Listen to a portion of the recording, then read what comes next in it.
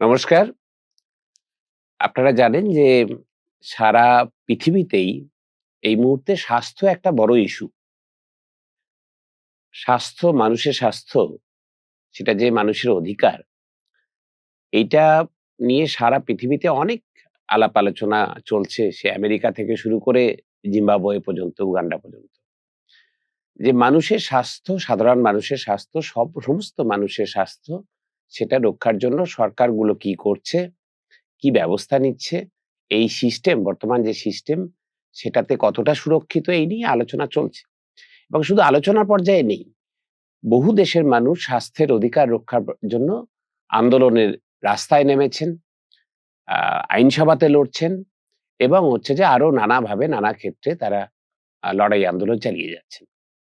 এবং এত কিছুর পরেও প্রায় পৃথিবীতে ১৪০টার মতো দেশ রয়েছে যেখানে স্বাস্থ্যের অধিকার আইনিভাবে স্বীকৃত, কিন্তু আসলে তা লভ্য নয়।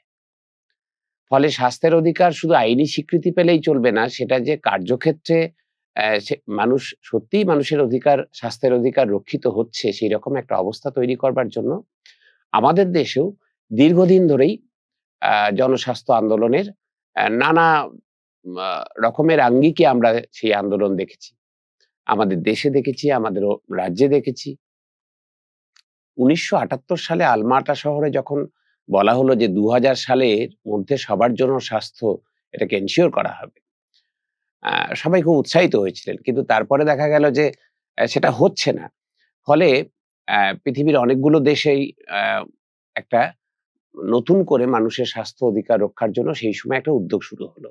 তারই অংশ হিসাবে ভারতবর্ষে একটা উদ্যোগ শুরু হলো। সেটা হচ্ছে জনস্বাস্থ্য অভিযান।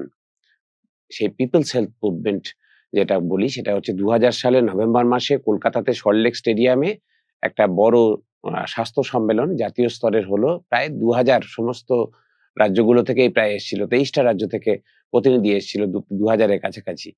এবং তারপরে নভেম্বরে এখানে হবার পরেই ঢাকাতে ওই বছরই ডিসেম্বর মাসে হলো বিশ্ব স্বাস্থ্য সম্মেলন।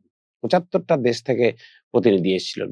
সেটাও প্রায় ১৫০০ এর কাছাকাছি, মানে এক ১,৪০০ সামথিং আ সেখানে প্রতিনিধি ছিলেন। এবং সেখানে বিশ্ব স্বাস্থ্য সংস্থার ভূতপূর্ব আ ডিরেক্টর জেনারেল তিনি ছিলেন। আরো বিভিন্ন এক্সপার্টরা ছিলেন। আ স্বাস্থ্য র স্বাস্থ্যের অধিকার রক্ষার জন্য যে আন্দোলন, তার কর্মীরা ছিলেন। আজকে ২৫ বছর হয়ে গেছে। মাঝখানে আ অনেক জল পেরিয়ে গেছে গঙ্গা দিয়ে। আপনারা জানেন। কোভিড এর মতো একটা অতিমারি পৃথিবী প্রত্যক্ষ করেছে। যে ২৫ বছর পূর্তির পরে উপলক্ষে মাঝখানে আমরা অবশ্য ভোপাল, রায়পুর কয়েকটা জায়গায় জাতীয় স্বাস্থ্য সম্মেলন করা গেছে। তো এবারে ২৫ বছর উপলক্ষে দিল্লিতে একটা সর্বভারতীয় কনভেনশন হলো। সেখানে আ সারা বিভিন্ন রাজ্য থেকেই মানুষজন এসছিলেন। সেখানে যে স্লোগান দেওয়া হয়েছে সেটা হচ্ছে যে, "স্বাস্থ্য পণ্য নয়, আমাদের অধিকার।" এই স্লোগানকে সামনে রেখে আ আগামী ১১ই জানুয়ারি কলকাতাতেও হচ্ছে যে আমাদের রাজ্যের বিভিন্ন সংগঠন, প্রায় ৯০ টি সংগঠন, তারা মিলে একসাথে মিলে একটা সমন্বয় করে একটা কনভেনশন করতে চলেছে। আজকে তার প্রেক্ষিতে আলোচনা করব আমরা জনস্বাস্থ্যের বিভিন্ন বিষয় নিয়ে।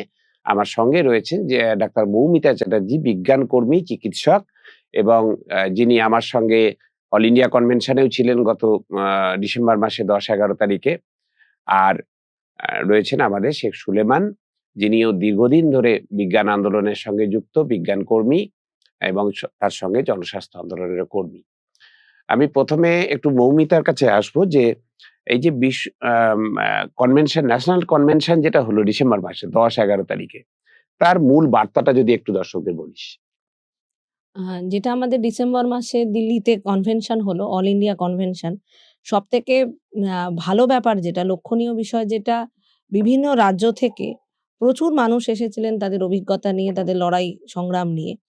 এবং মোটামুটি যে রেজোলিউশন গুলো নেওয়া হয়েছে, যেগুলো আগামী দিনে কার্যকরী করার জন্য এবং লড়াই আন্দোলনে শামিল হওয়ার জন্য, সেটার মধ্যে হচ্ছে ১ম যে আ সরকারি স্বাস্থ্য ব্যবস্থাকে স্ট্রেংথেন করা, বেসরকারি স্বাস্থ্য ব্যবস্থাকে নিয়ন্ত্রণ করা এবং স্বাস্থ্যের বেসরকারীকরণকে, মানে একচেটিয়া বেসরকারীকরণকে প্রতিহত করা।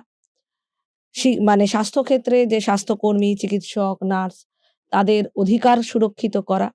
সকলের জন্য মেডিসিন, ওষুধ যেটা দিন, দিন আমাদের কাছে দুর্লভ হয়ে যাচ্ছে এবং ওষুধের দাম আকাশছোঁয়া হয়ে যাচ্ছে। সাধারণ মানুষের নাগালের বাইরে চলে যাচ্ছে।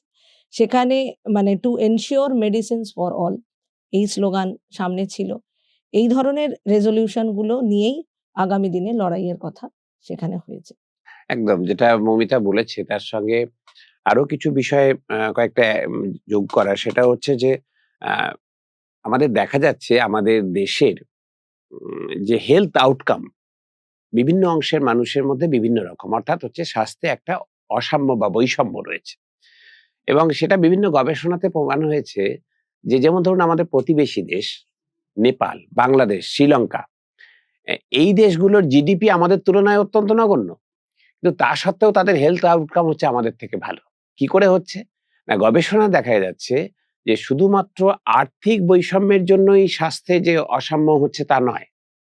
তার সঙ্গে লিঙ্গ বৈষম্য এবং জাতপাতের বৈষম্য তার সাথে আমাদের দেশের বর্তমান প্রেক্ষাপটে হয়েছে যে ধর্মের ভিত্তিতে বৈষম্য, ভাষার ভিত্তিতে বৈষম্য এবং এই যে জেন্ডার ডিসক্রিমিনেশন যেটাকে বলি, কাস্ট বেসড ডিসক্রিমিনেশন যেটাকে বলছি, এটার জন্য হেলথ আউটকাম মানে হচ্ছে ধরুন গড় আয়ু আপনি দেখবেন যে মহিলাদের বেশি পুরুষদের কম। কিন্তু এটাই যদি আমরা দেখি যে হচ্ছে যে তপশিলি জাতি উপজাতির একজন মহিলা আর সাধারণ জাতির একজন মহিলা দেখা যাবে সাধারণ জাতির মহিলার গড় আয়ু তপশিলি জাতি উপজাতির মহিলার গড় আয়ুর থেকে 15 বছর বেশি। এই যে ডিফারেন্স এবং হচ্ছে যে জাতপাতের ভিত্তিতে তেমনি লিঙ্গের ভিত্তিতে দেখা যাচ্ছে যে অ্যানিমিয়াতে ভুগছেন মহিলারা অনেক বেশি পুরুষদের তুলনায় রক্ত শূন্যতায়। তো এরকম আরো অনেক উদাহরণ দেওয়া যায়। ফলে হচ্ছে যে শুধু আর্থিক বৈষম্য তার বিরুদ্ধে যেমন লড়াই করতে হবে তেমনি লিঙ্গ বৈষম্য এবং জাতপাতের যে বৈষম্য তার বিরুদ্ধেও যে লড়াই করতে হবে বেটার হেলথ আউটকামের জন্য এই বার্তাটাও কিন্তু উঠে এসছে অল ইন্ডিয়া কনভেনশন থেকে।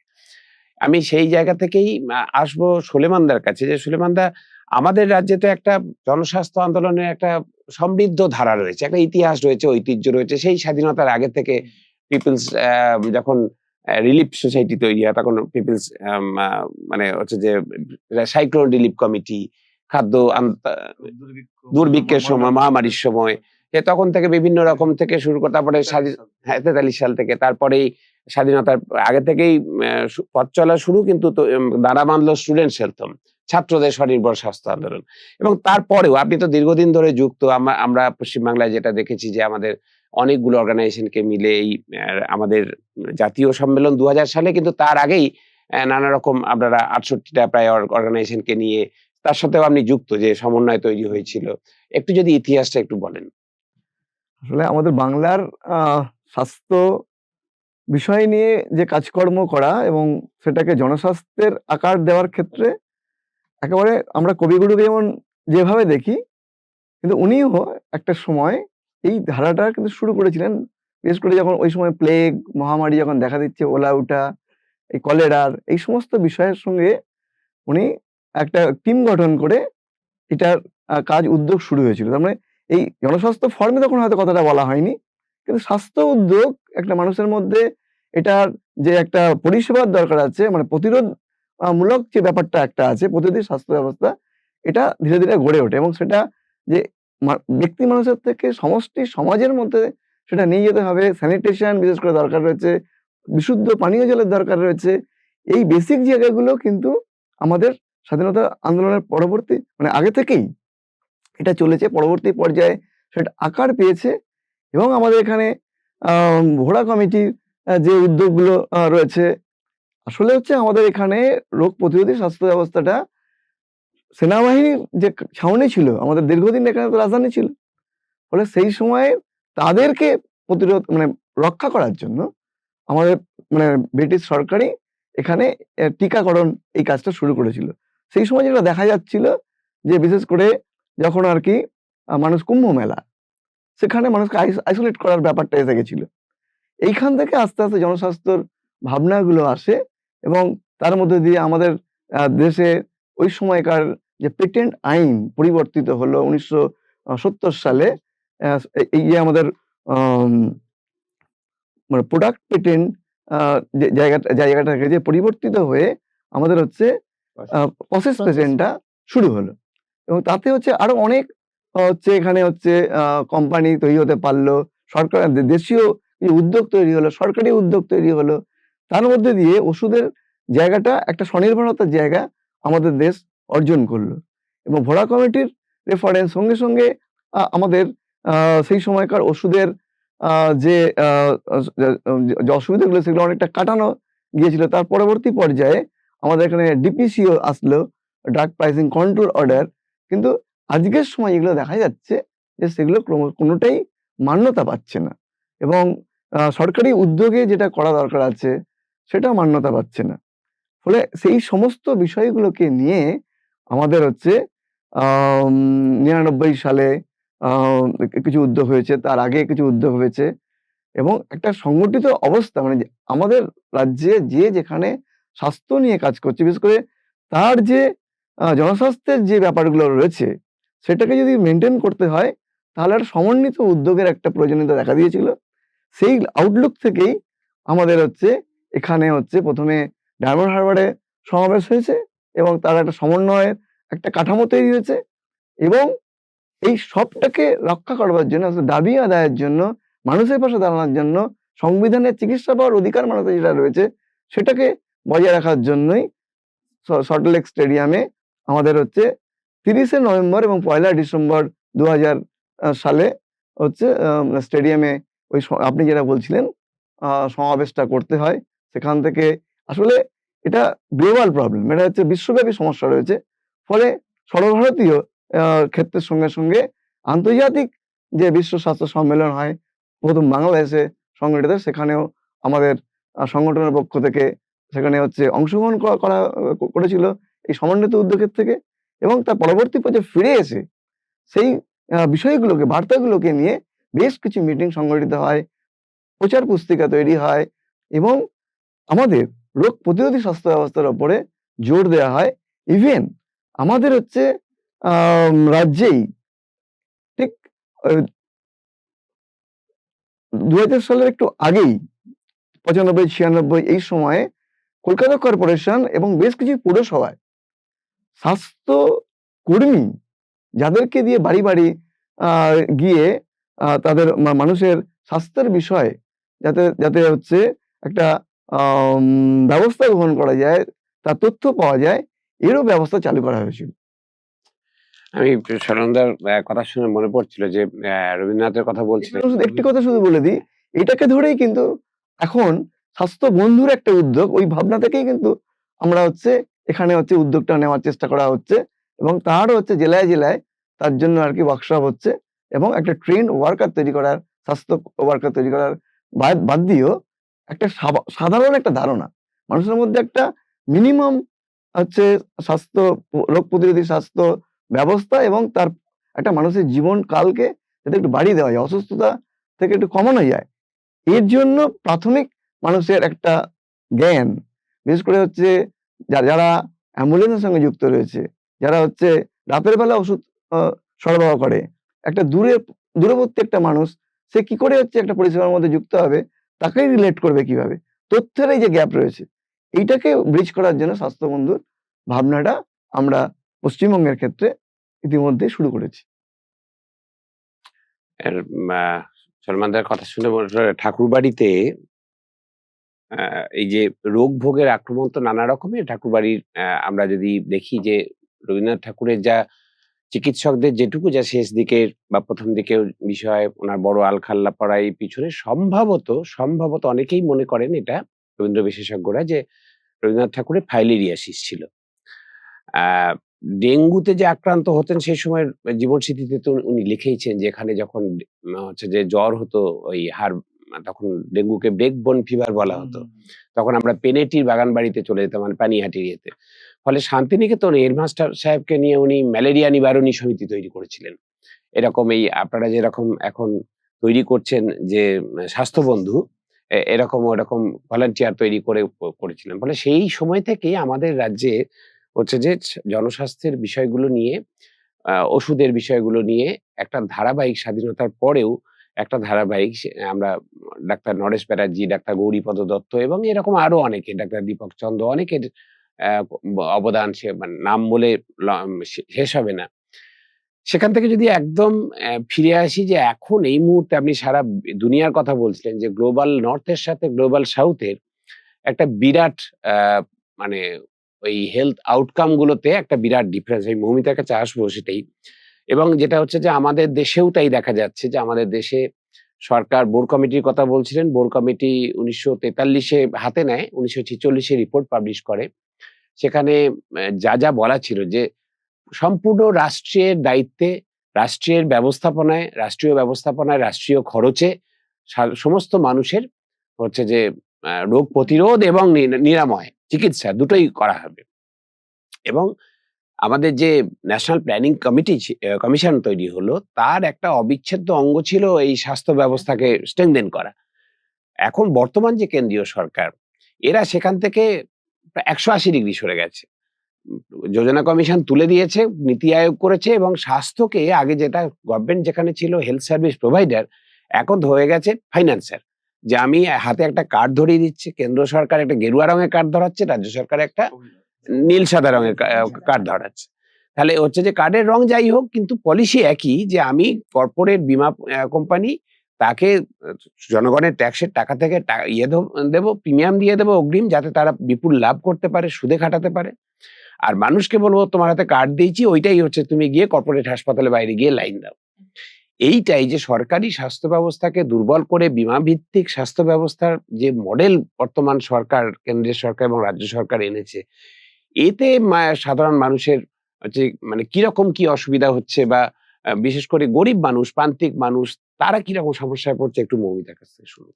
আচ্ছা, আমি যেটা শুরু করেছিলাম আলোচনাটা, যে জনস্বাস্থ্য অভিযানের ২৫ বছর এবার যে জাতীয় স্তরে যে কনভেনশনটা হলো, সেখানে এই বিষয়টা এসেছে।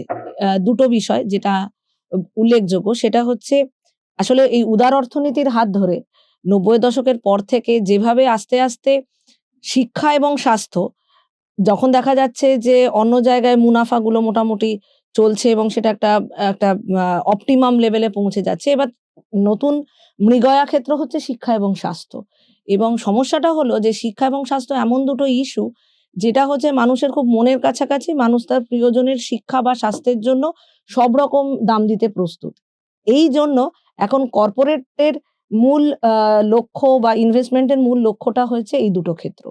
এবং আস্তে আস্তে ধাপে ধাপে আমাদের দেশে যেভাবে স্বাস্থ্যনীতিগুলোকে পরিবর্তন করা হলো ৯০ দশকের পর থেকে, সেখানেই দেখা যায় যে আস্তে আস্তে যে আমরা যেটা এবারে জনস্বাস্থ্য অভিযানের এটাও অন্যতম রেজলিউশন, যে যে মানে স্বাস্থ্যের যে প্রতিরোধ মূলক যে ব্যবস্থাগুলো, প্রিভেন্টিভ হেলথ কেয়ার, সেখান থেকে তো আসলে দৃষ্টিটা আস্তে আস্তে ঘুরে দেওয়া হচ্ছে মোর অ্যান্ড মোর টার্সিয়ারি কেয়ারের দিকে, যাতে আমরা আবার ওই প্রিভেন্টিভ কেয়ারের দিকে ফেরত যেতে পারি, স্ট্রেংথেন করতে পারি, সেইটা একটা। এবং দ্বিতীয়ত হচ্ছে যে সরকারি স্বাস্থ্য ব্যবস্থাকে আমি স্ট্রেংথেন না করে আমি কি করছি, মানুষের টাকা, জনগণের ট্যাক্সের টাকাকে আমি আসলে বেসরকারি হাসপাতালগুলোতে চ্যানেলাইজ করে দিচ্ছি।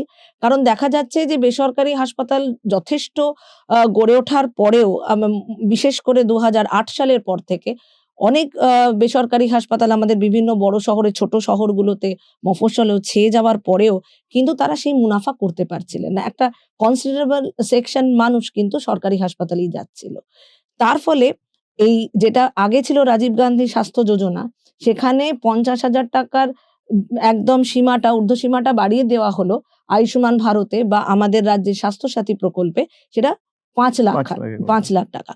এটা বাড়িয়ে দেওয়া হলো এই কারণে, যাতে এই মানুষগুলোকে টেনে নিয়ে আসা যায় বেসরকারি চিকিৎসা ক্ষেত্রে, এবং এই টাকাটা একভাবে সাইফন হচ্ছে, যেটা আমরা যে টাকাটা দিয়ে সরকারি স্বাস্থ্য ব্যবস্থাকে পুষ্ট করতে পারতাম, সেটা চলে যাচ্ছে বেসরকারি হাতে।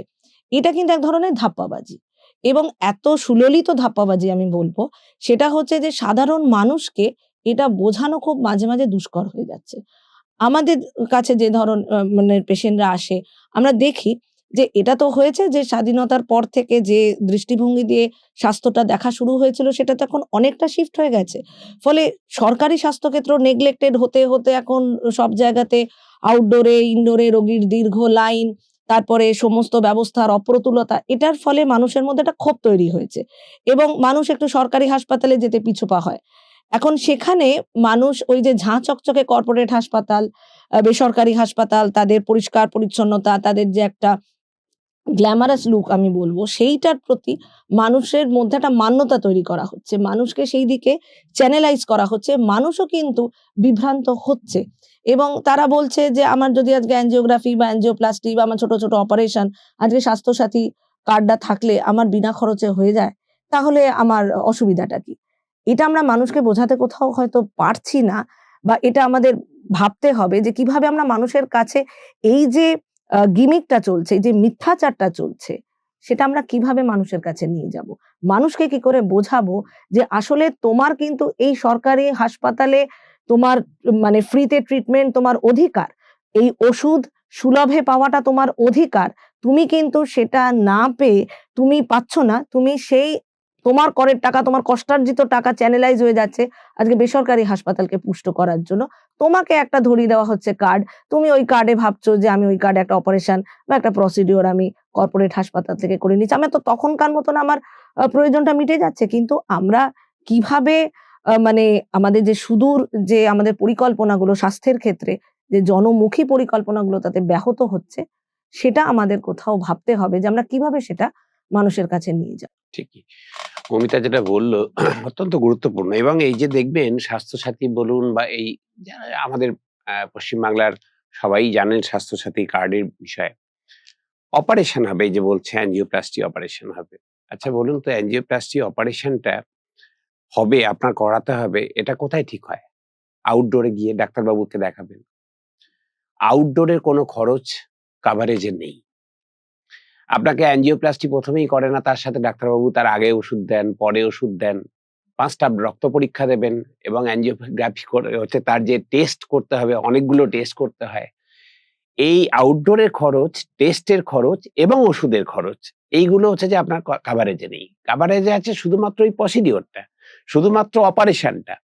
তাহলে সরকার যদি করবেই যে পুরোটাই তুমি হচ্ছে যে বেসরকারি হচ্ছে যে কাছে পাঠাবে, তাহলে আমার আউট অফ পকেট এক্সপেন্ডিচার, আমার পকেট থেকে হচ্ছে এত টাকা খরচ হবে কেন? আমার যদি ১০০ টাকা খরচ হচ্ছে একটা মানুষের চিকিৎসা করতে, দেখা যাচ্ছে তার মধ্যে ৬৫ টাকা ৬৬ টাকা আমার পকেট থেকে যাচ্ছে। সরকার দিচ্ছে মাত্র ৪৪ টাকা। তাহলে হচ্ছে, এবং এই যে এত বেশি huge out of pocket expenditure, এটা ভারতবর্ষের, এটা হচ্ছে যে আমরা পৃথিবীর দেশগুলোকে যদি সাজাই, ভারতবর্ষে একদম হচ্ছে যে উপরের দিকে আউট অফ পকেট এক্সপেন্ডিচারের তুলনা, মানে ভারতবর্ষের থেকে বেশি আউট অফ পকেট এক্সপেন্ডিচার স্বাস্থ্য খাতে খুব কম দেশের আছে। এমনকি আমার প্রতিবেশী দেশগুলো বাংলাদেশ, নেপাল, শ্রীলঙ্কা, পাকিস্তানেও নেই। ফলে যেটা হচ্ছে যে বিপিএল তালিকা বাড়ছে প্রতি হ্যাঁ, বছর। এই হচ্ছে যে কথা, যে তুমি আউট অফ পকেট এক্সপেন্ডিচার কমাতে পারছো না এই বীমা ভিত্তিক স্বাস্থ্য করে। একদিকে তুমি বলছো পশ্চিমবাংলায় সরকারের যিনি মাথা, তিনি বলছেন যে আমার সমস্ত জায়গায় বিনা পয়সায় সব মানুষের জন্য চিকিৎসা আছে। আর হচ্ছে যে তুমি প্রাইভেটে পাঠাচ্ছ এবং সেখানে হচ্ছে যে মানুষকে পকেট থেকে পয়সা খরচ করতে হচ্ছে। অথচ ওই টাকায় যদি প্রিমিয়াম না দিয়ে আরো কিছু সরকারি হাসপাতাল করতেন, আরো কিছু বেড বাড়াতেন, হচ্ছে যে এত ভিড় না হতো, চিকিৎসক নিয়োগ করতেন, নার্স নিয়োগ করতেন, তাহলে হচ্ছে মানুষকে গিয়ে এত হয়রান হতে হতো না, সহজে ডেট পেত। তার আউটডোর থেকে শুরু করে পরীক্ষার খরচ, ওষুধের খরচ, অপারেশনের খরচ পুরোটা কোনোই লাগতো না, পুরোটাই বিনা পয়সায় হতো, হবার কথা ছিল। আমরা ওই জন্য রাষ্ট্রীয় স্বাস্থ্য ব্যবস্থার পক্ষে কথা বলছি। আমি এবার আসবো সলেমানদার কাছে আরেকটু ইয়েতে। একটু আগে সলেমানদা বলার সময় বলছিলেন যে ওষুধের দাম নিয়ে, এই পেটেন্ট অ্যাক্ট ইত্যাদি করে। আগে তো এই ডিপিসিও যখন শুরু হয়, হাতি কমিটি যখন ১৯৭৫ এর দিকে, যখন হচ্ছে ৭৫ সালে হাতি কমিটি তৈরি করলো ভারত সরকার, এবং তাদের রেকমেন্ডেশন যা ছিল সেটা হচ্ছে যে ভারত রাষ্ট্র নিজের পায়ে দাঁড়াবে ওষুধ শিল্পে। যেমন ভাবে আচার্য প্রফুল্লচন্দ্র রায় বেঙ্গল ফার্মাসিউটিক্যালস তৈরি করেছিলেন, বা আরো এরকম অনেকগুলো তৈরি হয়েছিল। এখন দেখা যাচ্ছে গত ১০-১৫ বছরে যে সরকার দিল্লিতে রয়েছেন, তারা যে কটা আমাদের রাজস্থানে ছিল, কর্ণাটকে ছিল, তামিলনাড়ুতে যা ছিল আমাদের বেঙ্গল ফার্মাসিউটিক্যাল, সব কটা প্রায় লাল বাতি জ্বালিয়ে দিয়েছে সরকারি ওষুধ প্রস্তুতকারক সংস্থাগুলোকে। এবং আগের ডিপিসিও গুলোতে ৮৭ সালে ডিপিও, ৯৩ সালে ডিপিসিও, সেখানে ছিল যে প্রচুর ওষুধ ছিল সরকারি মূল্য নিয়ন্ত্রণের আওতায়, এবং ওষুধ তৈরি করতে যদি ৳৩ খরচ হয়, তার সাথে যে বিক্রেতা সে কতটা লাভ করবে, সরকার কতটা ট্যাক্স নেবে, সব মিলিয়ে একটা ওষুধের দাম হচ্ছে। কত খরচ হচ্ছে তৈরি করতে তার উপরে নিয়ে হতো।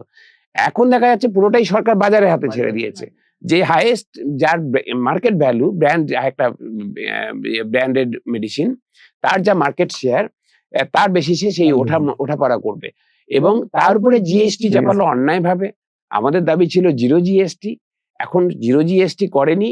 হাতে গোনা কয়েকটা ওষুধ যেগুলো খুব কম মানুষের লাগে, কম রোগীদের ৩০-৩২টা ওষুধ, সেইগুলোতে জিএসটি ৫% ৭% কমিয়ে দিল। কিন্তু অন্যদিকে আবার দেখা যাচ্ছে যে প্রতি বছর এপ্রিল মাসে সরকারকে জিজ্ঞেস করারও দরকার নেই, পারমিশন নেবার দরকার নেই, 10% করে বাড়াবে। তাহলে এই যে সাধারণ মানুষ যাদের হচ্ছে ধরুন এখন এমনিতেই ১০০ বছর আগে আর এখনকার তুলনায় তো একটা এপিডেমিওলজিক্যাল ট্রানজিশন হয়েছে। আগে মানুষের ডায়রিয়া হতো বেশি, টিবি হতো, কলেরা, ম্যালেরিয়া হতো। এই যে ঠাকুর পরিবারের কথা বলছিলাম, ঠাকুর পরিবারের টিবিতে মারা গেছেন দুজন, মাধুরীলতা এবং আরেকজন, ওনার ছেলে শমীন্দ্রনাথ কলেরায় মারা গেছে। কিন্তু এখন তো খুব কম এগুলো, টিবিতে মারা যাওয়া, কলেরায় মারা যাওয়া খুব হাতে গোনা হয়ে গেছে। এখন হচ্ছে লাইফস্টাইল ডিজিজ যাদের সারা জীবন ওষুধ খেতে হয়, প্রেশারের ওষুধ, সুগারের ওষুধ, ক্যান্সার বাড়ছে। তাহলে সেই যে এত ওষুধের দাম লাগাম ছাড়া হচ্ছে মানুষের, হাতের বাইরে চলে যাচ্ছে, প্রতি বছর লাফিয়ে, লাফিয়ে বাড়ছে। এইটাতে হচ্ছে যে আমাদের ওষুধের দাম নিয়ন্ত্রণের যে আন্দোলন, সেখানে আমরা কোন জায়গায় দাঁড়িয়ে রয়েছি যদি আরেকটু ইতিমধ্যে যারা এটা নিয়ে কাজ করছে, ওষুধ নিয়ে, বিশেষ করে WBMSRU, এরা এটা নিয়ে মানে ইতিমধ্যে বলা শুরু করেছে এবং অন্যান্য সংগঠন যারা আমাদের মতো সংগঠন রয়েছে তারাও বলা শুরু করেছি আমরা।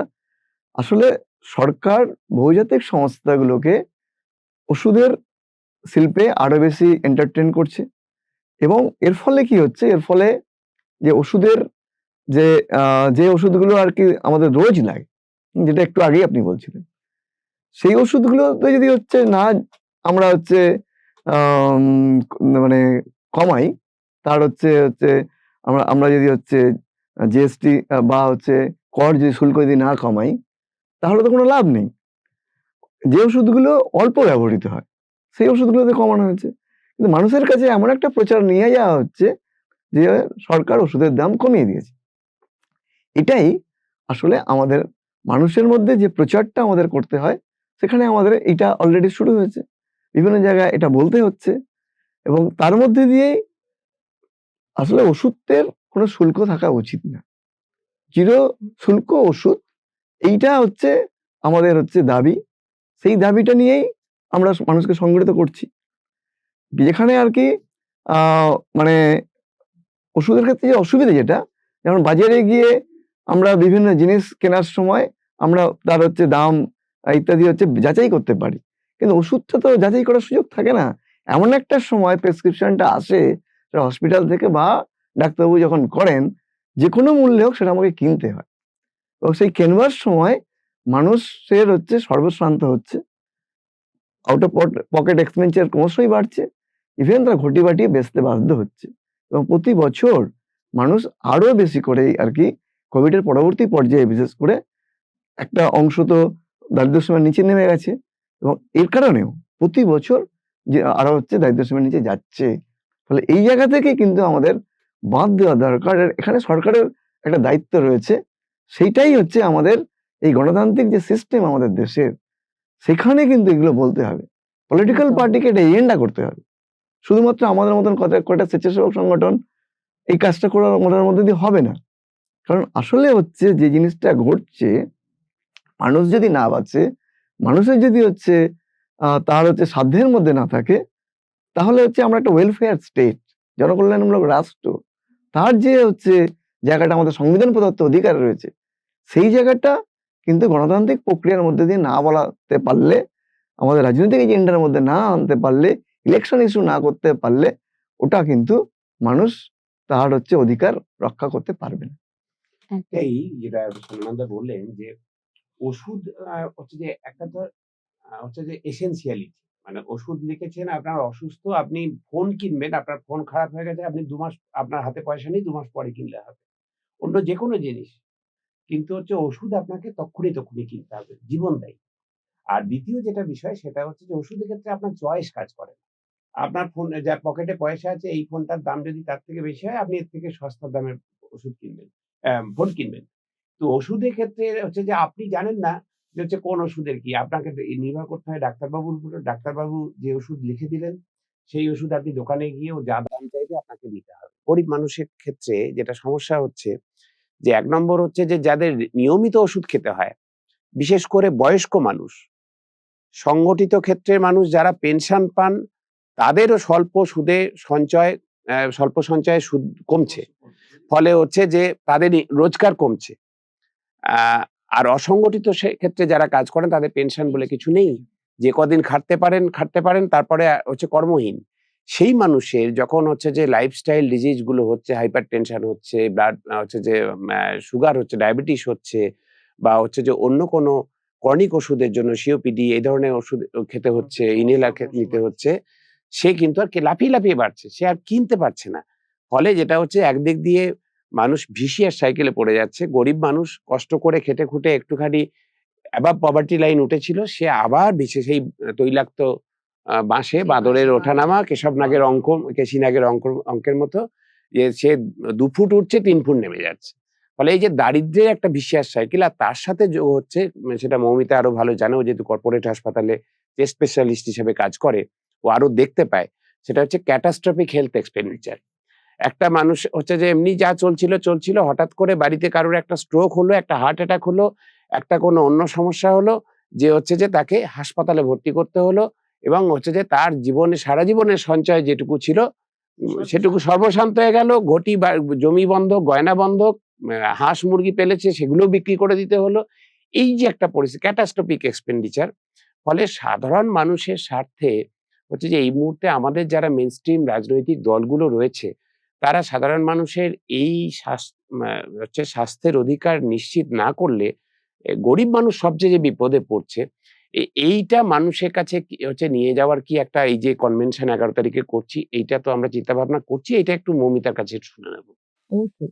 তার কারণ হচ্ছে ওই যেটা আমি বললাম যে শিক্ষা এবং স্বাস্থ্য এখন যেটা কর্পোরেটের মৃগয়া ক্ষেত্র আমরা বলছি, সেখানে স্বাস্থ্যটা আরো কেন গুরুত্বপূর্ণ, যে স্বাস্থ্যের একটা অদ্ভুত বৈশিষ্ট্য আছে। যেটা একটা তুমি বললে যে আমার যদি কোনো ওষুধ কিনতে লাগে আমি কিন্তু ২ মাস ওয়েট করতে পারব না। আমাকে তখনই কিনতে হবে। এটা মানে একটা ইমার্জেন্সি ফ্যাক্টর রয়েছে স্বাস্থ্যের ক্ষেত্রে। আরেকটা যেটা রয়েছে সেটা হচ্ছে আমরা বলি যে তথ্যের ফারাক রয়েছে, যে সার্ভিস প্রোভাইডার ইনফরমেশন অ্যাসিমেট্রি।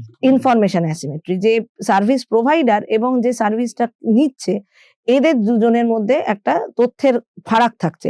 যেমন আমরা যদি উদাহরণ হিসাবে দিই যে আমি পেটে ব্যথা নিয়ে আমি একটা বেসরকারি হাসপাতালে গেলাম।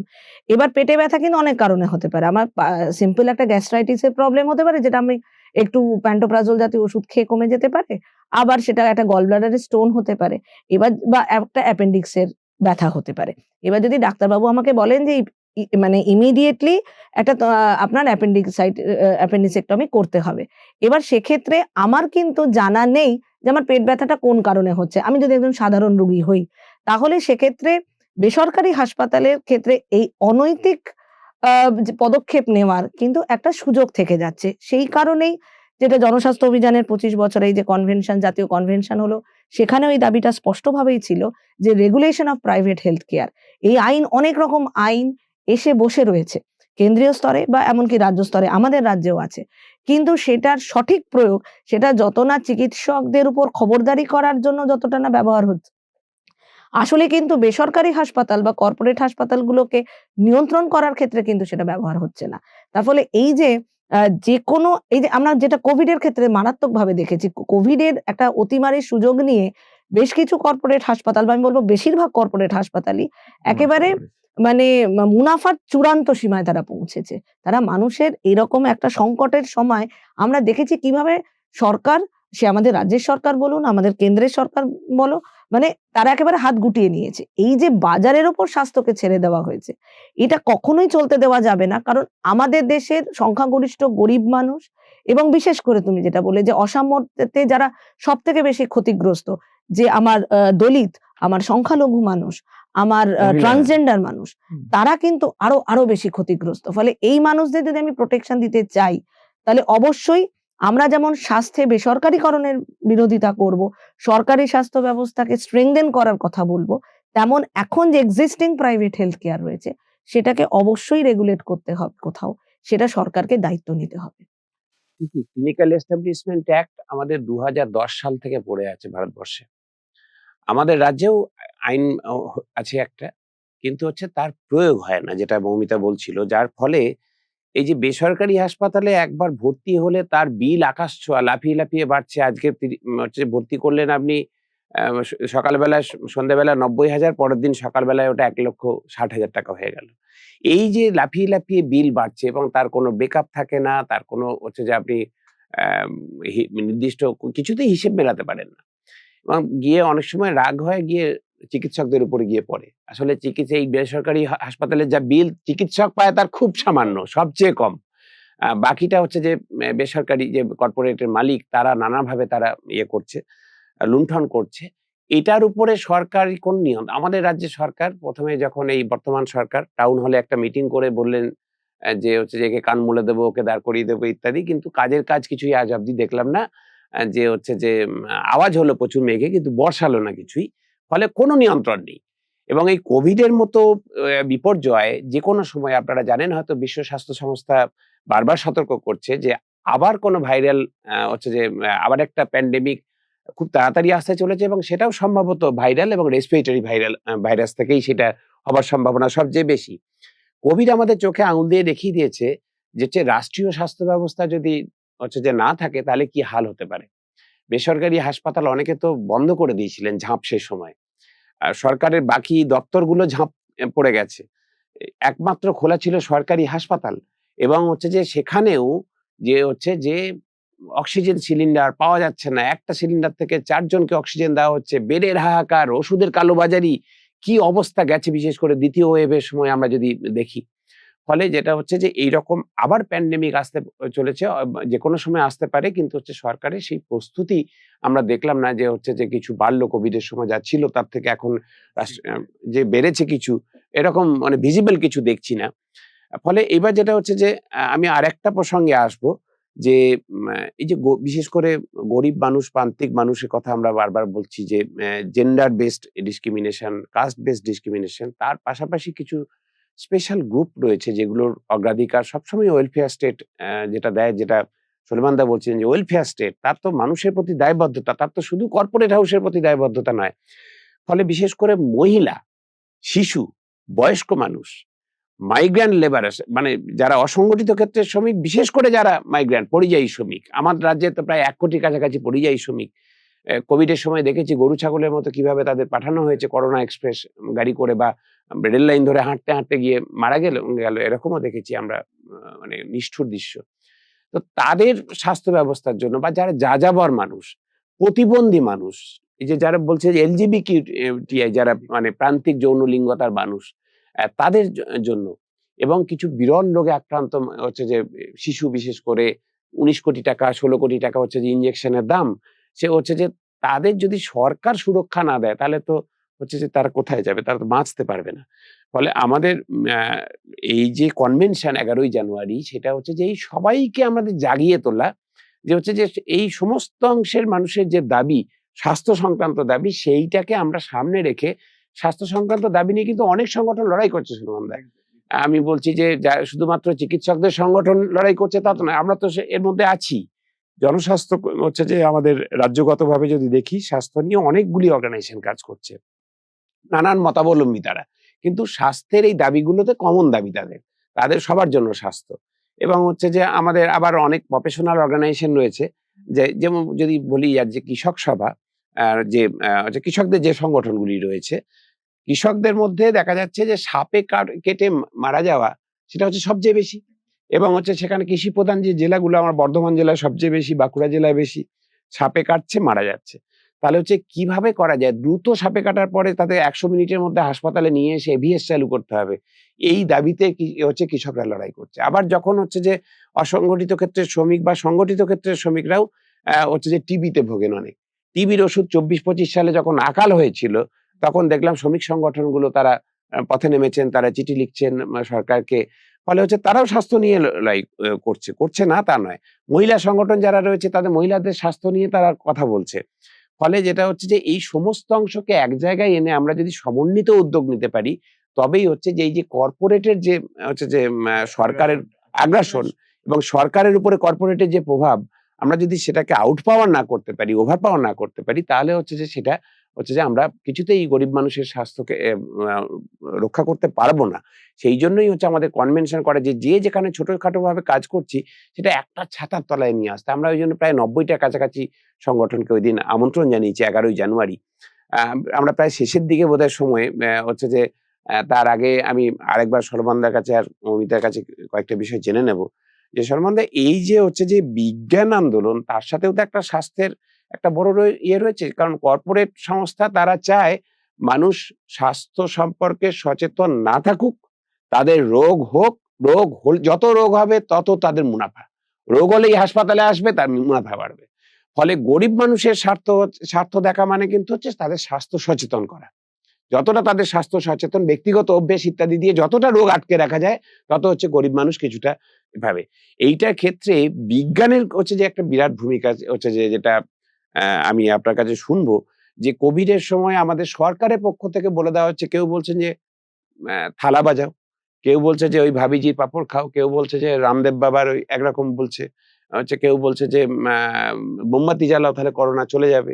এই যে গোবর জল ছেটাও, এই যে নানান রকম অপবিজ্ঞানের চাষ আমরা দেখছি, এবং হচ্ছে যে এবং আমাদের রাজ্যেও এরকম হচ্ছে যে নানান রকমের ওই ইট দিয়ে গন্ডি কাটলেই নাকি কোভিড চলে যাবে।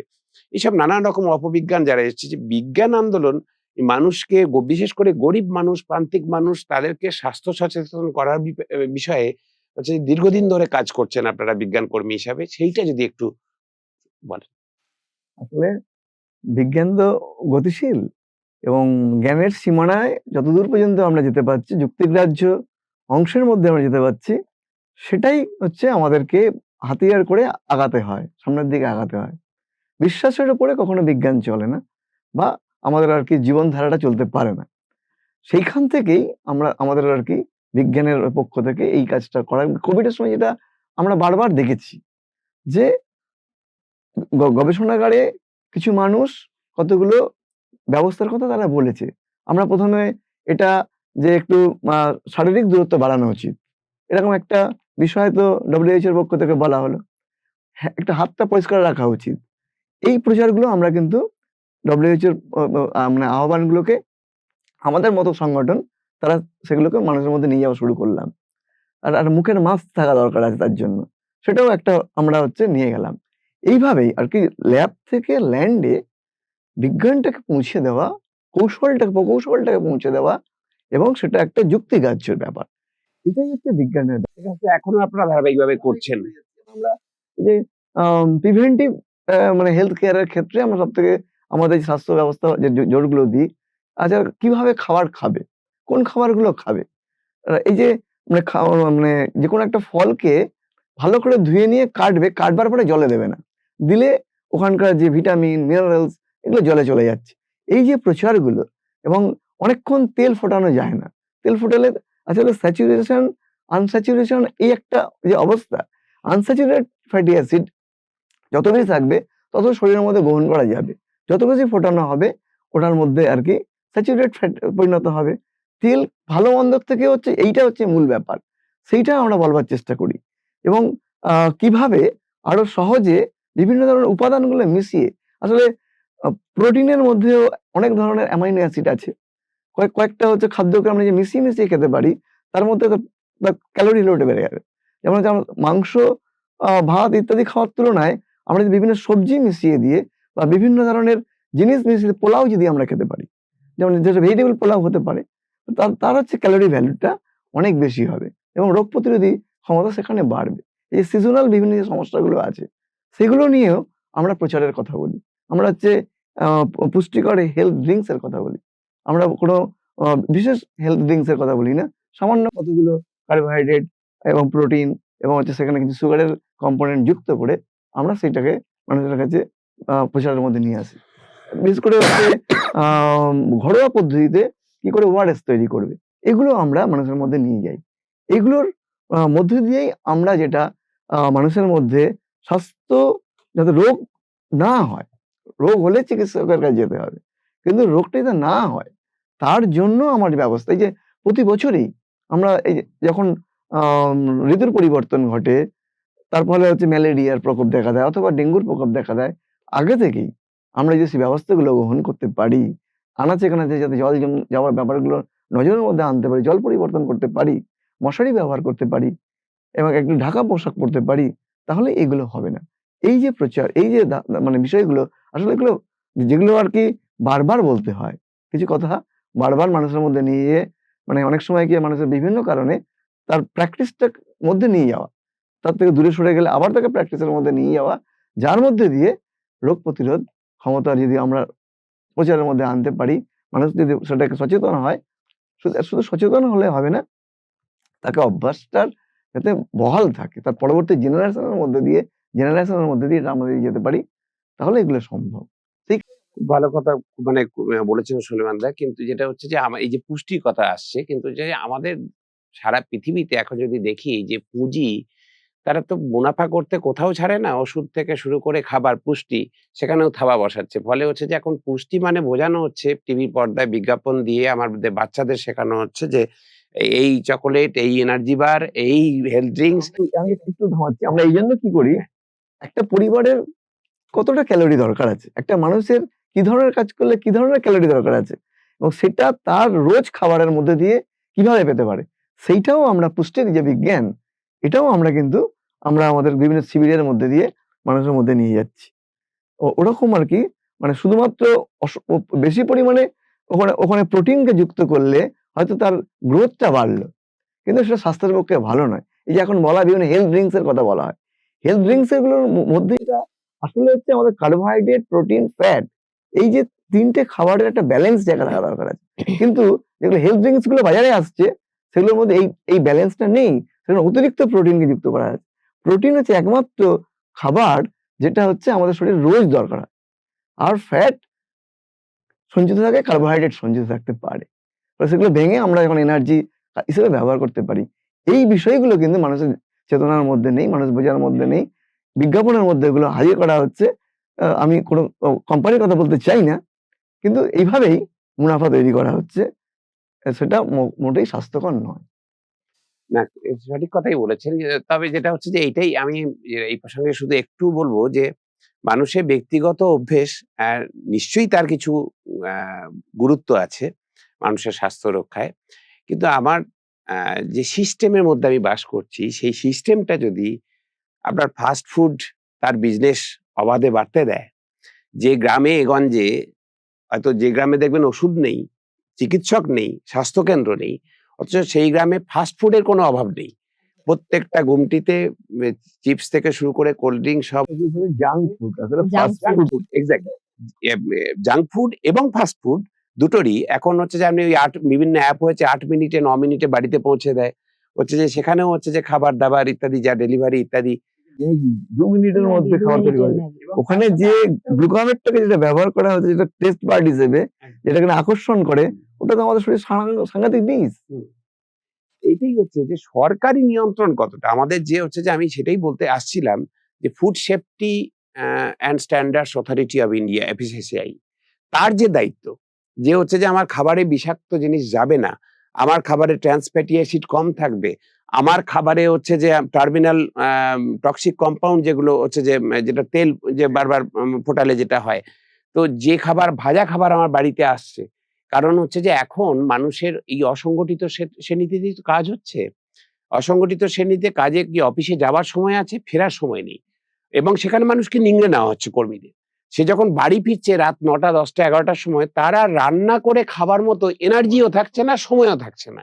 ফলে সে খুব সহজে এই যে অ্যাপগুলো রয়েছে যারা হচ্ছে ব্যবসা বাড়াচ্ছে তাদের শিকার হয়ে পড়ছে। সে একটা রেডি খাবারের অর্ডার দিচ্ছে, তার বাড়িতে আসছে, সে খাচ্ছে। তার গুণ নিয়ন্ত্রণ করার রাষ্ট্রীয় যে ব্যবস্থা, যে সেখানে নিয়মিত ইন্সপেকশন হবে, তার রান্নাঘরটা ঠিক আছে কিনা, তার হচ্ছে যে খাবার যেখানে কারখানায় তৈরি হচ্ছে সেখানে গুণমান নিয়ন্ত্রণ হচ্ছে কিনা, উন্নত দেশে তো হয়, কিন্তু আমার দেশে কেন হবে না? ফলে এই প্রশ্নটাও কিন্তু আসবে। যদিও ব্যক্তি মানুষের দায়িত্ব যেমন আছে তেমনি আমার সরকারের দায়িত্বও আছে। সরকার চাইছে সরকার চাইছে স্বাস্থ্যের দায়িত্বটা সম্পূর্ণ ব্যক্তির ঘাড়ে ঠেলে দিতে, যে তুমি যদি ওই যোগ ব্যায়াম করো বিশ্ব যোগা দিবসে, তাহলেই হচ্ছে যে তুমি ভালো থাকবে, অথবা তুমি হচ্ছে যে তুমি ওই ওপেন ডিফিকেশন না করলেই তুমি ভালো থাকবে। কিন্তু স্বাস্থ্যের যে সামাজিক নির্ধারকগুলো, পুষ্টি, এই যে মানুষকে 2 টাকা কিলো চাল দেওয়া হচ্ছে বা বিনা পয়সায় চাল গম দেওয়া হচ্ছে, কিন্তু সবজি কি দেওয়া হচ্ছে? শুধু কার্বোহাইড্রেট খেয়ে কি একটা মানুষের হচ্ছে যে, যার জন্য তো দেখা যাচ্ছে যে NFHS 5 এ দেখা যাচ্ছে যে NFHS 4 এ যাচ্ছিল অ্যানিমিয়া, তার থেকে বেড়ে গেছে। তাহলে যেটা হচ্ছে যে সবজি তুমি দিচ্ছ না, প্রোটিন তুমি দিচ্ছ না, শুধুমাত্র কার্বোহাইড্রেট দিয়ে তো একটা হচ্ছে যে তুমি নির্বাচনী রাজনীতি করতে পারো, কিন্তু ওয়েলফেয়ার কতটা হচ্ছে? ফলে এই সামাজিক নির্ধারকগুলো, পুষ্টি, পানীয় জল, হচ্ছে যে নিকাশি ব্যবস্থা থেকে শুরু করে যাবতীয় নারী শিক্ষা, নারীর ক্ষমতায়নে, সবগুলোই তো স্বাস্থ্যের সামাজিক নির্ধারক। সেইগুলোতে কি সরকার আস্তে আস্তে সেখান থেকেও হাত গুটিয়ে নিচ্ছে? এইটুকু মৌমিতার কাছ থেকে আমরা একটু যেতে। হ্যাঁ, সেটা তো অবশ্যই। কারণ ওই একই কথা যে উদার অর্থনীতির হাত ধরে তো যখন স্বাস্থ্য কেন সমস্ত ক্ষেত্রেই সরকার আর কোনো দায়িত্ব নেবে না। সরকার দায়িত্ব সবকিছু ছেড়ে দিচ্ছে বাজারের উপর। যে জিনিসে মুনাফা হয় সেই জিনিসেই ইনভেস্টমেন্ট হবে। সুতরাং যেগুলো স্বাস্থ্যের যে এই যে সামাজিক যে ডিটারমিনেন্ট, আমরা সোশ্যাল ডিটারমিনেন্টস অফ হেলথ বলি, সেইগুলো আ মা মানে সঠিকভাবে সেই মাত্রা বজায় রাখার দায়িত্ব আর সরকারের নেই। সুতরাং খাদ্য সুরক্ষা হোক, নামে খাদ্য সুরক্ষা প্রকল্প, এই সমস্ত সব গালভরা নাম সে আমাদের রাজ্যেও দেখতে পাচ্ছি, আমাদের দেশেও দেখতে পাচ্ছি।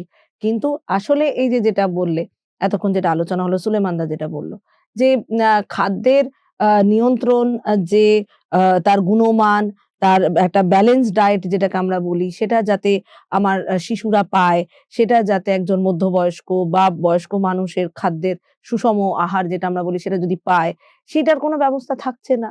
এবং নিকাশি ব্যবস্থা, যে জনস্বাস্থ্যের যে বিভিন্ন এই দিকগুলো, সেই দিকগুলো ভীষণভাবেই উপেক্ষিত।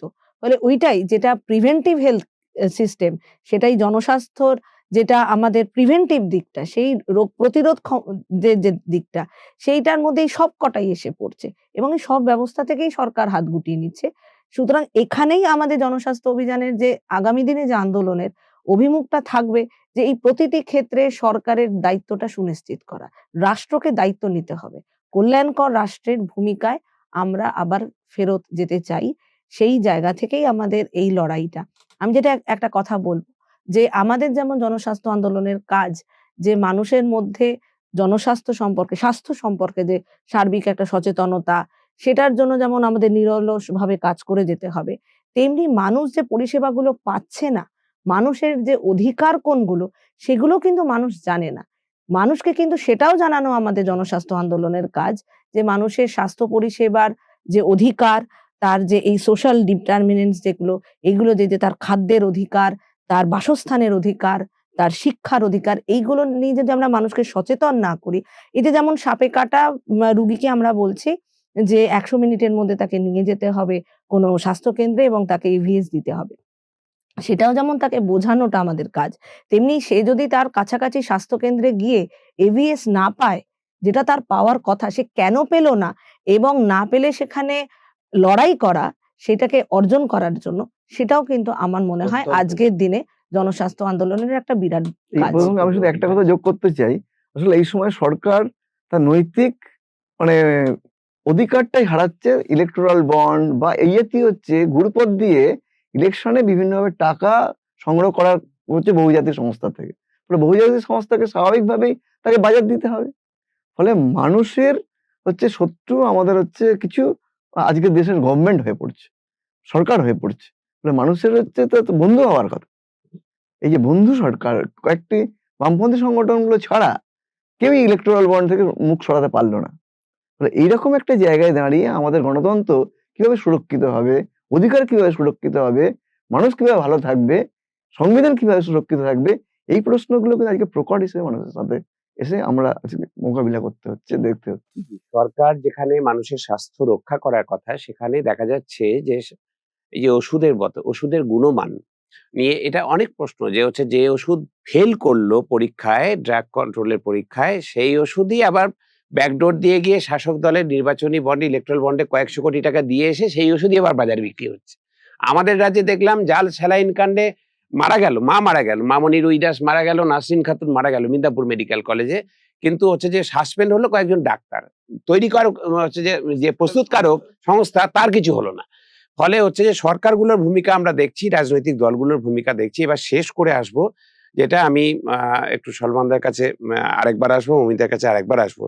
সলমানদার কাছে আমার কাছে যেটার জন্য আসা সেটা হচ্ছে যে এই ১১ তারিখে যে কনভেনশন আমরা করতে চলেছি, এটা নিয়ে তো বহু মানুষের আগ্রহ তৈরি হচ্ছে যে এরকম সত্যিই একটা দরকার ছিল, এবং এই কনভেনশনের পরে আমরা জেলায় জেলাতেও হচ্ছে যে নিয়ে যাব আন্দোলন ইত্যাদি।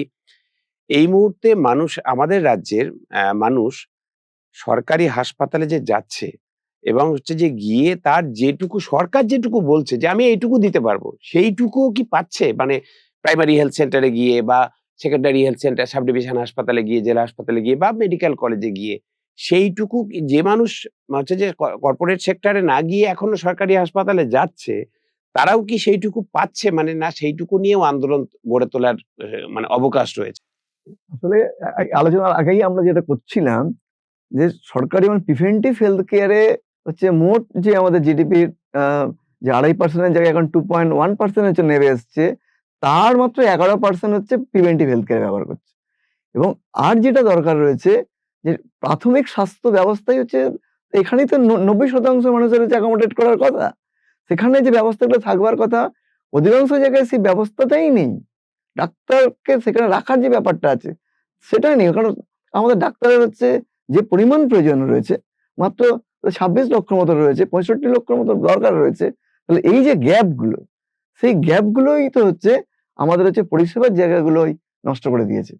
তাহলে আমাদের ওই দুটো জায়গা আসলে যে সামাজিকভাবে স্বাস্থ্যের যদি মূল্য আমাকে যদি বাড়াতে হয়, স্বাস্থ্য যদি হচ্ছে অভিমুখটাকে তুলতে হয়, সূচক যদি তুলতে হয়, তাহলে আমাকে প্রিভেন্টিভ হেলথ কেয়ার এবং প্রাথমিক স্বাস্থ্য কেন্দ্র, টারসিয়ারি বা বিভিন্ন যে বড় যে হসপিটালগুলো রয়েছে সেটা তো পরের স্টেজে।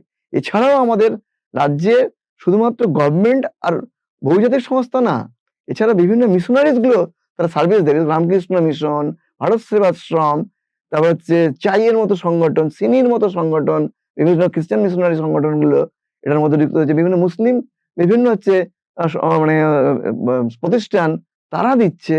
এগুলোর মধ্যে দিয়ে এবং বিভিন্ন বামপন্থী বিভিন্ন হচ্ছে মানে প্রতিষ্ঠানগুলো, বিশেষ করে কেরালায় তার কিছু মডেল রয়েছে, আমাদের রাজ্যেও কিছু শুরু হয়েছে।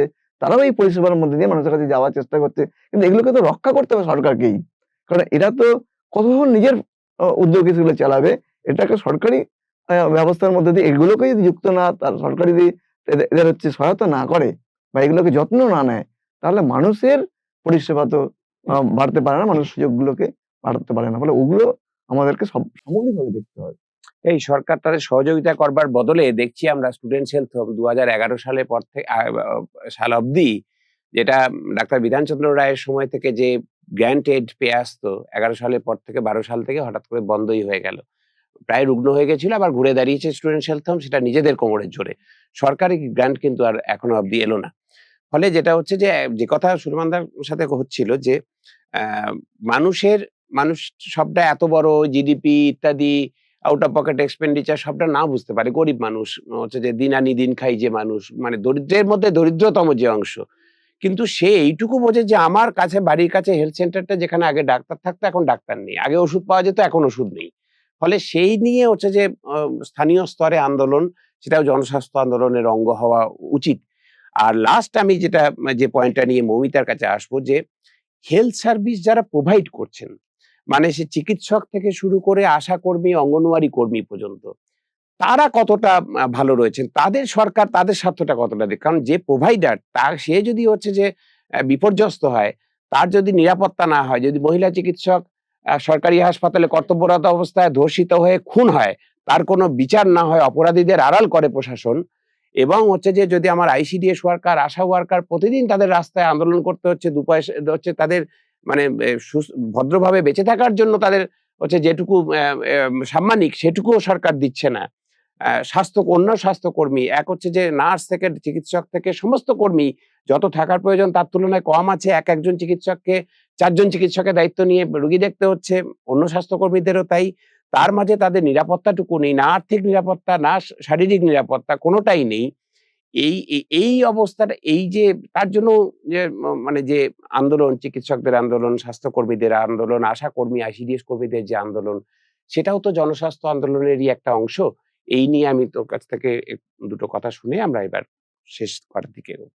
আমাদের যেটা ১১ এবং ১২ তারিখ ডিসেম্বর মাসে দিল্লিতে যে জাতীয় কনভেনশন হয়েছে, সেখানেও চিকিৎসক এবং স্বাস্থ্যকর্মী তাদের অধিকার, প্রোটেকশন অফ রাইটস, সেটা নিয়েও কিন্তু একটা রেজোলিউশন আছে। যেটা তুমি বললে সঠিকভাবেই, যে সরকার আসলে দায়িত্ব নিচ্ছে না সরকারি স্বাস্থ্য ক্ষেত্রে, তারা নিয়োগ করছে না। মানে লাখ, লাখ পদ শূন্য। চিকিৎসক, নার্স, সাধারণ স্বাস্থ্যকর্মী, তাদের যেহেতু নিয়োগ হচ্ছে না, ফলে স্বাভাবিকভাবেই কম মানুষদের বেশি কাজ হচ্ছে। তারা ওভারবার্ডেন, সরকারি হাসপাতালে এমনিতেই রোগীর চাপ খুব বেশি। ফলে তারা হয়তো ঠিকভাবে পরিষেবা দিতে পারছে না। এই যে গ্যাপ তৈরি হচ্ছে, মানুষের যে প্রত্যাশা, রোগীদের যে প্রত্যাশা, সেটা স্বাভাবিকভাবেই এই স্বাস্থ্যকর্মীদের, আমি তো আমার ডাক্তারদের সহ ৩৬ বলছি, ঘন্টা, ৪৮ এই যে ঘন্টা আমরা ডিউটি শুনছি করতে হচ্ছে। যে আমরাও নিজেরাও সেটা করেছি, যে টানা ৭২ ঘন্টা ডিউটি করতে হচ্ছে, টানা ৪৮ ঘন্টা ডিউটি করতে হচ্ছে। এই যে চাপটা তারা নিতে পারছে না এবং এই যে গ্যাপ তৈরি হচ্ছে, সেটা কিন্তু সরাসরি চিকিৎসা ক্ষেত্রে কিন্তু ডাক্তার এবং নার্সই কিন্তু রোগীর মুখোমুখি হয়। কেউ কিন্তু স্বাস্থ্য দপ্তরে গিয়ে রোগীর পরিবার কিন্তু হামলা করছে না। তারা হামলা করছে সরাসরি হাসপাতালে ডাক্তার বা নার্সদের উপরে বা স্বাস্থ্যকর্মীদের উপরে। আর আমাদের অভয়াকাণ্ড তো দেখিয়ে দিল চোখে আঙুল দিয়ে, যে আমাদের দেশে, আমাদের রাজ্যে বর্তমানে স্বাস্থ্যক্ষেত্রে, সরকারি স্বাস্থ্যক্ষেত্রে আমাদের স্বাস্থ্যকর্মীদের কি নিরাপত্তার অবস্থা, যে একজন মহিলা চিকিৎসক কর্মরত অবস্থায় তার কর্মস্থলে নাইট ডিউটির মধ্যে তিনি ধর্ষিতা হলেন, খুন হলেন। শুধু তাই নয়, আমার রাজ্যের মুখ্যমন্ত্রী নিদান দিলেন কি, যে ডাক্তারদের রাত্রে ডিউটি করার দরকার নেই। মহিলা ডাক্তারদের রাত্রে ডিউটি করার দরকার নেই। অত্যন্ত অবমাননাকর বক্তব্য। এবং শুধু তাই নয়, আচ্ছা শুধুমাত্র কি চিকিৎসকরাই রাত্রিবেলা, মহিলা চিকিৎসকরাই রাতে ডিউটি করেন? যারা নার্সের কাজ করেন, যারা আয়ার কাজ করেন, তাদের নিরাপত্তার দায়িত্ব তাহলে সরকার নেবে না। তাহলে সরকার কি বলতে চাইছে? বা সরকারের মাথা কি বলতে চাইছেন? এই যে বার্তাটা দেওয়া হলো, আসলে সব ক্ষেত্রে দুষ্কৃতীদের বার্তা দেওয়া হচ্ছে যে তোমাদের এটা স্বর্গরাজ্য, তোমরা ঘুরে বেড়াও। যারা কাজ করবে, যারা মানুষকে পরিষেবা দেবে, যারা গঠনমূলক কিছুতে ব্যস্ত থাকবে, ইনভলভ থাকবে, তাদের বরং নিরাপত্তা দেওয়ার দায়িত্ব সরকারের নয়। সরকার নিরাপত্তা দেবে ধর্ষকদের, সরকার নিরাপত্তা দেবে দুষ্কৃতীদের। এই যে মেসেজটা দেওয়া হলো, তারপরে আমরা দেখলাম শুধু অভয়ার কাণ্ড নয়, অভয়াকাণ্ডর পরে আমরা দেখলাম বর্ধমানে, আমরা দেখলাম আরো নানা জেলাতে, যে মা মা সরাসরি এই ধরনের দুষ্কৃতীরা নার্সদের উপরে চড়াও হচ্ছে। তারা বলছে যে আরজিকর করে দেব। এরকম একাধিক ঘটনা আমরা শুনলাম। ফলে এই যে দুষ্কৃতীদের মুক্তাঞ্চল, এবং এটা শুধু আমাদের রাজ্যে নয়, আমরা দেশেও বিভিন্ন ঘটনা সামনে এসছে। সেখানে আইএমএ আন্দোলন করেছে, স্ট্রাইক হয়েছে। ফলে এই যে আমি স্বাস্থ্যকর্মী নিয়োগ করব না, তাদেরকে একটা অমানসিক চাপের মধ্যে ফেলে দেব। যেটা তুমি বললে, না থাকবে তাদের আর্থিক নিরাপত্তা, না থাকবে তাদের কাজের নিরাপত্তা, জীবনের নিরাপত্তাটুকু পর্যন্ত থাকবে না। এইখানেও কিন্তু জনস্বাস্থ্যের আন্দোলনের, কারণ আমার যদি চিকিৎসক না থাকে, আমার যদি নার্স না থাকে, আমার স্বাস্থ্যকর্মী না থাকে, তাহলে আমি স্বাস্থ্য পরিষেবা দেব কি করে? ফলে এদের অধিকার সুরক্ষিত রাখা এবং এদেরকে নিয়েও কিন্তু আমাদের লড়াইয়ে শামিল হতে হবে আগামী জনস্বাস্থ্য অভিযানের কর্মশালায়। তার মানে যা বোঝা যাচ্ছে, আগামী ১১ই জানুয়ারি যে কনভেনশন হতে চলেছে, আমাদের রাজ্যের প্রায় ৯০টার কাছে বেশি, ৯০ এর অধিক সংগঠনকে একত্রিত করে যার যে কনভেনশনের মূল যে থিম, সেটা হচ্ছে যে স্বাস্থ্য পণ্য নয়, মানুষের অধিকার। এইটাকে কেন্দ্র করে এই এতগুলো বিষয়, এবং এই সংক্ষিপ্ত সময়ে সবটা আলোচনা করা সম্ভবও হয়তো হলো না, এর বাইরেও অনেক বিষয় রয়ে গেল। সবটা নিয়ে একটা আলাপ আলোচনা করে এতগুলি সংগঠন একটা ঐক্যমত্যে পৌঁছাবে, এবং আগামী দিনে সারা পশ্চিমবঙ্গের প্রতিটি জেলায়, প্রতিটা গ্রামে, প্রতিটা শহরের ওয়ার্ডে, মহল্লায়, সব জায়গায় গরিব মানুষ, প্রান্তিক মানুষ, যাযাবর মানুষ, পিছিয়ে থাকা মানুষ, দুর্বলতম মানুষ, মহিলা, প্রান্তিক যৌনলিঙ্গতার মানুষ, তাদের সবাইকে নিয়ে হচ্ছে যে একটা শক্তিশালী জনস্বাস্থ্য আন্দোলন পশ্চিমবাংলায় এই মুহূর্তে, পশ্চিমবাংলায় তথা ভারতবর্ষে গড়ে তোলা জরুরি। এই কথাটা একদম রাজপথে লড়াই না করলে এই লড়াইয়ের ঢেউ গিয়ে সংসদে বা বিধানসভায় পড়বে না। ফলে হচ্ছে যে সংসদের ভিতরে এবং বাইরে উভয় জায়গাতেই এই লড়াই চলবে। আগামী দিনে স্বাস্থ্যের অধিকারকে শুধু আইনি স্বীকৃতি নয়, সেটাকে বাস্তবতায় পরিণত করা, প্রতিটা মানুষের হচ্ছে যে স্বাস্থ্যের অধিকার, সে তার পকেটে টাকা থাকুক না থাকুক, তার স্বাস্থ্য পরিষেবা পাবার যে বেসিক রাইট, যে ফান্ডামেন্টাল, যেটাকে আমরা মৌলিক অধিকার বলি, সেই মৌলিক অধিকার অর্জনের এই লড়াই চলছে, আগামী দিনে আরো তীব্রতর হবে। Don't forget to like, share, and subscribe to stay updated with the latest incidents. Hit the bell icon to never miss an update. We will see you next time with more news that matters. Stay informed, stay safe.